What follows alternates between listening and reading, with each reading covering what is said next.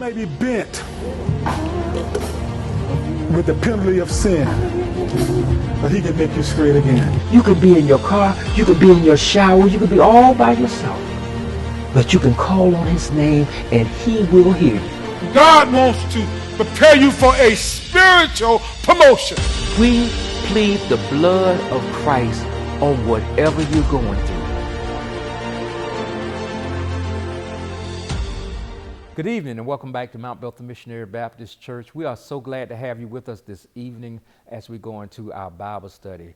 You know, what I want to do with this Bible study is, I know there are some stories that we all have heard if you've been around the church long enough about different heroes and heroines in the Bible. But one thing we fail to do when we talk about the people and the stories of the Bible, we forget about sharing their human side. We know what God does through some people, but God does things through us and with us before we actually get the pomp and circumstance or the credit and the hoorah about the battles that we've overcome. We've had personal battles that we had to overcome before we get to that level of prestige and infamous levels that come in people's lives. So I'm going to start a part of a 2-week series about one of the heroes of the Bible, being of Samson. We all know the story of Samson and Delilah, but there are some characteristics of Samson, and there are some things that a lot of people don't know concerning this man of God that happened with and around him that made him who he became. It's like baking a cake. There are so many different parts and ingredients that happen in baking a cake. No one just walks up and just take a handful of flour and throw it in their mouth, or just crack open eggs or get the vanilla extract or whatever ingredients you have to make in those. Those things don't always necessarily taste good by themselves, but when you mix them all together and you bake that cake, it comes out to being real good. But what we do is we tend to want to hurry up and put the frosting on the cake, but we don't talk about the ingredients that are placed that go into making the cake what it is. So we're going to talk about the recipe that it took to make Samson who he became. So, and I've entitled this, When God's Compassion Triumphs Over Our Carelessness. When God's compassion triumphs over our carelessness. So today we take a look at Samson, another champion in the Bible that faces a battle with the famed Philistines. However, his journey in this classic case is somewhat different from that of David's triumph against his battle with the giant Goliath. Much like David, Samson is a man of divine destiny, that human flaws are exposed through his love and desire for women. If you think back on it real quickly, when David came to the battle, he was under assignment from Jesse, his father. Jesse told him to take some food to his brothers and their captain, and he told him to check on how they're doing in the battle and report back to him. But when David showed up, David looked at what was supposed to be the battle, but it wasn't really a battle going on. It was some bullying instead of battling. Goliath came out for 40 days in a row, and he told him, basically, who's going to represent y'all? Do you have a man that's going to step out? And David, being a young lad, remembering how he battled against a lion and a bear, and he said, well, that same God that represented me then still represents me. But what happened, a lot of people skip over this, but the men that were in the army of the Israelites told him, when he asked, how's the man benefit from fighting against this giant? They said, well, his family will get rich, and then the king will make his family rich, and the king will also give him all the women that he wants. We never think about that, but then we think about later in David's life how women were a big influence. When David looked over that porch and he saw Bathsheba, sent her husband in the battle, had him killed off. Hey, but we have a weakness for women. It's part of the human nature that we have a weakness for women. And so we see here that Samson also had a weakness for women. There were four women in particular that were involved in Samson's life and his story that we're going to deal with. We had, of course, his mother. Then we take a look at his wife. Then later on we're going to look at his mother and his wife in this first portion in part 1. In part 2, we're going to take a look at the prostitute and we're going to look at Delilah and what happens there. It's amazing how attraction and desire to impress people can cause us to do some very crazy, silly, miscalculated, blind, stupid, and just simply ungodly things. Before we reach the peaks of life, sometimes we must take a tour through the valleys. So it begins in Samson's life with a prophecy given to his mother with the instructions that reveal restrictions, limitations, promises that would shape as well as develop his unique characteristics in his life. And this starts off in Judges chapter 13. Chapter 13, verses 3 through 5, and I'm reading all these scripture texts from the easy-to-read version, which is one of my favorite versions to read because it just speaks our common language here in the 21st century. So it says, the angel of the Lord appeared to Manoah's wife and said, you have not been able to have children, but you will become pregnant and have a son. Don't drink any wine or any other strong drink. Don't eat any food that is unclean, because you are pregnant and you will have a son. He will be dedicated to God in a special way. He will be a Nazirite. So you must never cut his hair. You will be God's special person. He will be God's special person from before he is born. He will save the Israelites from the powers of the Philistines. Now, most people are familiar with the story of Samson and Delilah, but most people are not aware of Samson's mistreatment of the second woman in his life that caused the laws of reciprocity, or what we commonly refer to as karma, to play out in Samson's relationship with the third woman. Actually, she will be the fourth woman, Delilah. The scriptures reveal the spiritual law of reciprocity, and it's very simple. You reap what you sow. Genesis 8, chapter 22, and Galatians chapter 6, verse 7 and 9. If you don't sow, you will not reap. Basically, if you don't plant it, it will never grow. So we take a look now at Samson's and his fiancée and the riddle. And it's found in Judges, starts in Judges chapter 14. It says, Samson went down to the city of Timnah. He saw a young Philistine woman there. And when he returned home, he said to his father and mother, I saw a Philistine woman in Timnah. I want you to get her for me. I want to marry her. His father and his mother answered, but surely there's a woman from the Israelites you can marry.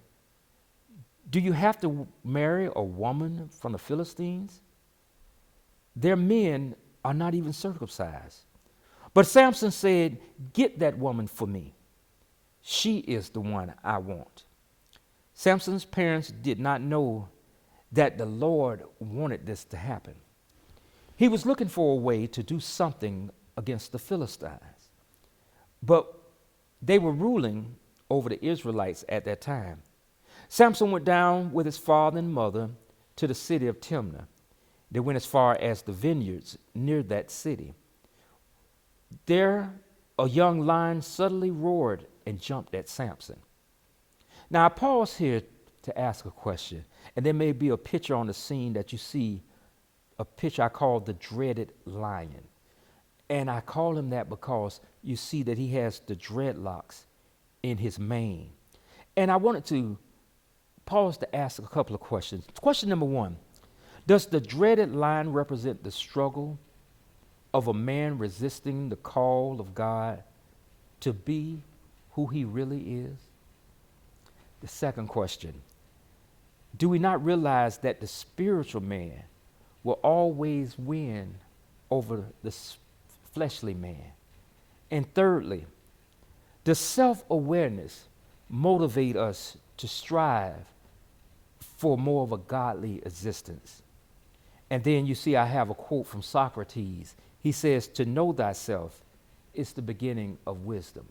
Once you know who you are, and more importantly, whose you are, it changes your direction and your focus in life of what you're trying to accomplish. When you have a more godly life focus, you put God first and things begin to fall in order. There is an order in life that should be followed.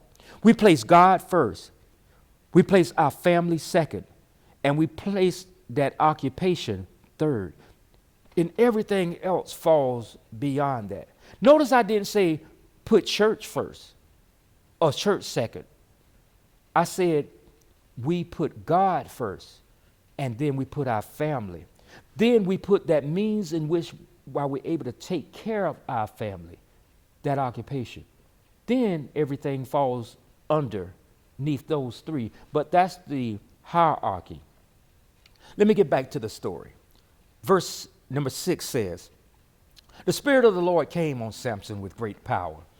He tore the lion apart with his bare hands. It seemed easy to him, and it was as easy as tearing apart a young goat.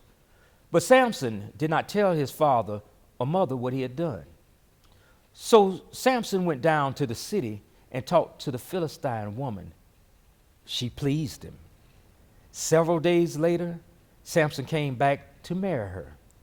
On his way, he went over to look at the dead lion, and he found a swarm of bees in its body. They had made some honey. Samson got some of the honey with his hands. He walked along eating the honey, and when he came to his parents, he gave them some of the honey, and they ate it too. But Samson did not tell his parents that he had taken the honey from the body of the dead lion. Samson's father went down to see the Philistine woman. The custom was for the bridegroom to give a party. So Samson gave a party. When the Philistines saw that he was having a party, they sent 30 men to be with him. Then Samson said to the 30 men, I want to tell you a story. This party will last for 7 days. Try to find the answer during that time. If you can answer the riddle in that time, I will give you 30 linen shirts and 30 changes of clothes. But if you cannot find the answer, you must give me 30 linen shirts and 30 changes of clothes. So the 30 men said, tell us your riddle. We want to hear it. Samson told them this riddle. Out of the eater came something to eat. Out of the strong came something sweet. The 30 men tried for 3 days to find the answer, but they couldn't. On the 4th day, the men came to Samson's wife. They said, did you invite us here just to make us poor? You must trick your husband into telling us the answer to the riddle. If you don't get the answer for us, we will burn you and everyone in your father's house to death. So Samson's wife went to him and began crying. She said, you just hate me. You don't really love me. You told my people a riddle, and you would not tell me the answer. Samson said to her, look, I have not even told my father and mother, so why should I tell you? Samson's wife cried for the rest of the 7 days of the party. So he finally gave her the answer to the riddle on the 7th day. He told her because she kept bothering him. Then she went to her people and told them the answer to the riddle. So before the sun went down on the 7th day of the party, the Philistine men had the answer. They came to Samson and said, what is sweeter than honey? What is stronger than a lion? Then Samson said to them, if you had not plowed with my cow, you would not have solved the riddle. Samson was very angry. The Spirit of the Lord came on Samson with great power. He went down to the city of Ashkelon and killed 30 Philistine men. He took all the clothes and property from the dead bodies and gave them to the men who had answered his riddle. Then he went to his father's house. So Samson's wife was given to his best man. Now, I want you to see what's happening with the kindling of Samson's anger and how he deals with the Philistines. So we go over now to Judges chapter 15, beginning at verse 1. At the time of the wheat harvest, Samson went to visit his wife. He took a young goat with him as a gift. He said, I am going to my wife's room. But her father would not let Samson go in. He said, I thought you hated her. So I let her marry the best man at the wedding. Her younger sister is more beautiful. Take her younger sister. But Samson said to him, now I have a good reason to hurt you Philistines. No one will blame me now. So Samson went out and caught 300 foxes. He took 2 foxes at a time and tied their tails together to make pairs. Then he tied a torch between the tails of each pair of foxes. He lit the torches that were between the foxes' tails and let them run through the grain fields of the Philistines. In this way, he burnt up all the plants growing in the fields and the stacks of grain they had cut. He also burnt up the vineyards and their olive trees. The Philistines asked, who did this? Someone told them, Samson, the son-in-law of the man from Timnah, did this. He did this because his father-in-law gave Samson's wife to the best man at his wedding. So the Philistines burnt Samson's wife and her father to death. Then Samson said to the Philistines, you did this bad thing to me, so now I will do bad things to you. Then I will be finished with you. Wow.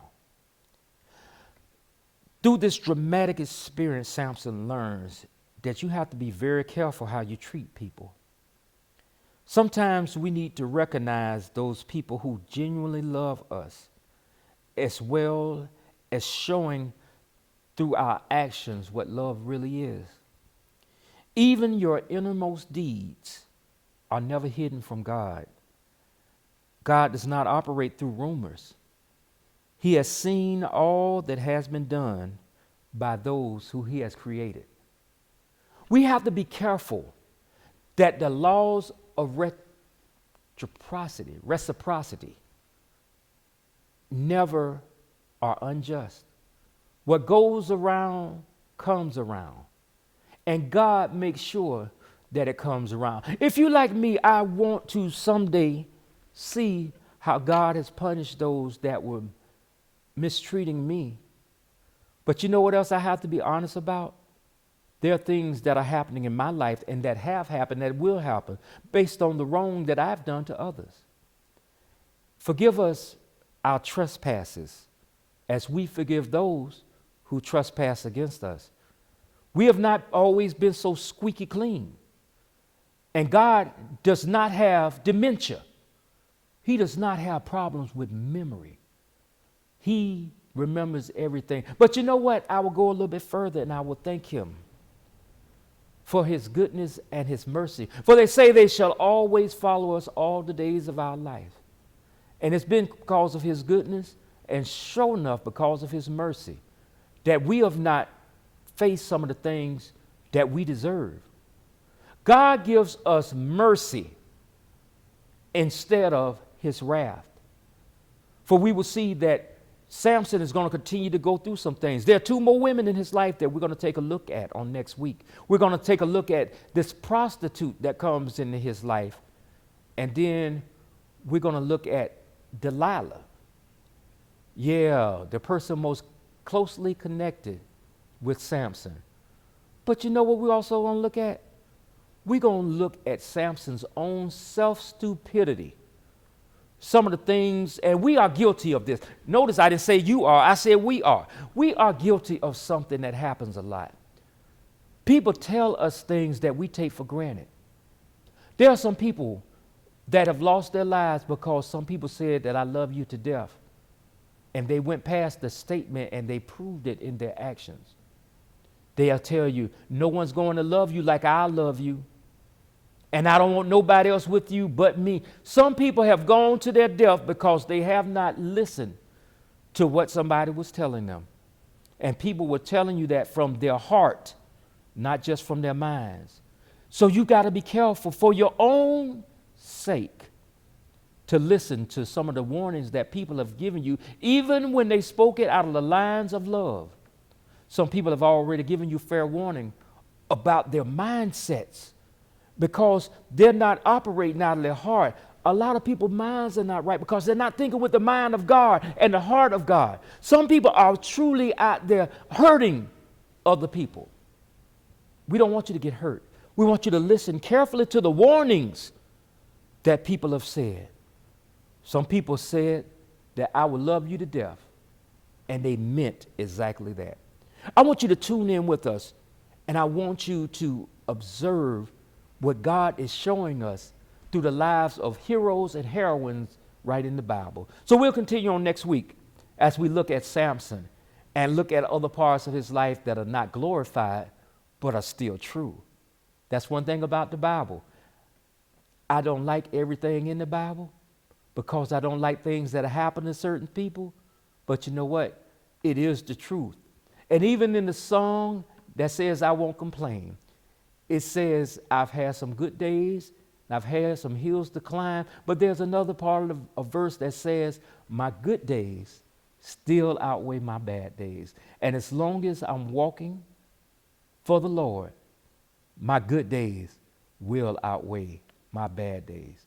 May God bless you and may God keep you is our prayer. Good evening.